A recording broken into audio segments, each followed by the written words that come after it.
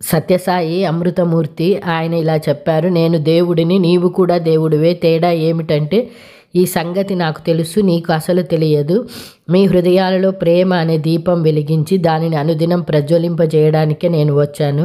నేను ఏదో ఒక మతం తరపున కానీ ఒక సంఘం తరపున కానీ ప్రచారానికి రాలేదు. ఒక సిద్ధాంతానికి అనుయాయులను ప్రోగు చేయడానికి రాలేదు. నా మార్గంలో కానీ మరో మార్గంలో కానీ శిష్యులను భక్తులను ఆకర్షించడం నా అభిమతం కాదు.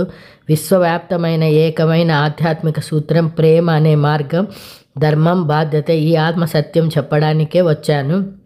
తన గుండెల్లో భగవదైశ్వర్యాన్ని నింపుకోమని, నీచమైన అహంకారాన్ని వీడమని ప్రతి మతం ఉద్బోధిస్తుంది. వైరాగ్యాన్ని, విఘ్నతను పెంచుకొని మోక్షాన్ని సాధించుకోవడాన్ని నేర్పుతుంది. అన్ని హృదయాలలోనూ వెలిగించే ఒకే ఒక దేవుడు. అన్ని మతాలు ఆ భగవంతుణ్ణి కీర్తిస్తున్నాయి, అన్ని భాషలు ఆ పేరే చెబుతున్నాయి. ప్రేమే భగవంతుని ఆరాధించడానికి అత్యుత్తమైనటువంటి మార్గము. ఈ